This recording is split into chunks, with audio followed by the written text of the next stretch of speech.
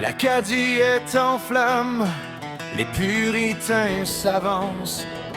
En Sainte-Croix-de-Rue 4, on défie la puissance. Louisbourg tombe puis revient, un troc dans l'océan. On échange le Canada contre Madras en Orient. Les colons du Massachusetts ne comprennent pas ce jeu. Le ressentiment monte, le ciel devient rouge feu. À Halifax, là-bas surgit le Saint-Laurent verrouillé. On déporte les Acadiens, leur destin déjà brisé. La guerre éclate, les forêts s'embrasent de fureur. Français et Amérindiens frappent les Anglais de terreur. Mais Londres a peur pour ses terres, elle mise tout sur l'Atlantique. L'Amérique devient le cœur d'une lutte stratégique. 200 navires sur le fleuve, le Québec est assiégé. Montréal tombe en 60, le lycée piétiné. Adieu la Louisiane, adieu terre de l'Ouest. Le traité de Paris scelle le nouvel ordre souverain. La guerre contre la France a coûté trop d'argent. Payez-moi vos taxes, soyez plus obligeants. Le Stamp Act arrive, le roi perd la raison, sombre dans l'obsession. Il veut taxer le thé, quelle étrange passion. De l'autre côté de l'eau, c'est l'insurrection. Les colons disent non à cette humiliation.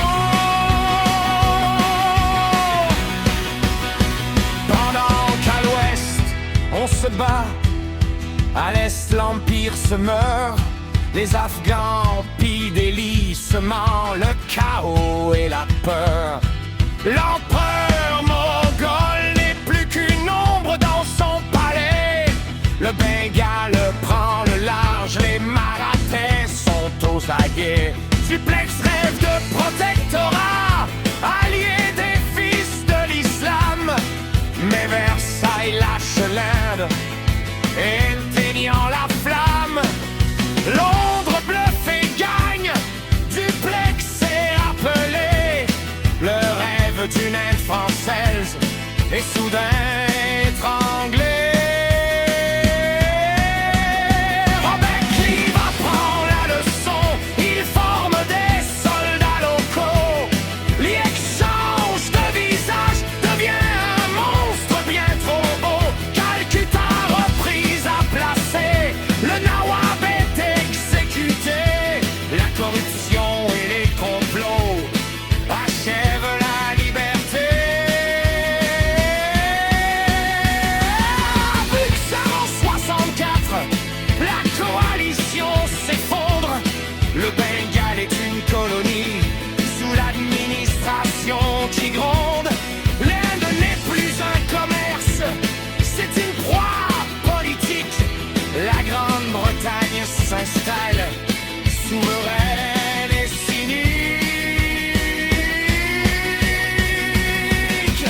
Il parle aux arbres, il crie dans le donjon. La folie du monarque devient une religion. Pendant que dans les mines, on entend le piston. La vapeur remplace les bras et les jurons. C'est la fin du vieux monde, le début du charbon. L'Empire se prépare à sa grande expansion. Mais l'Empire est trop vaste, le phare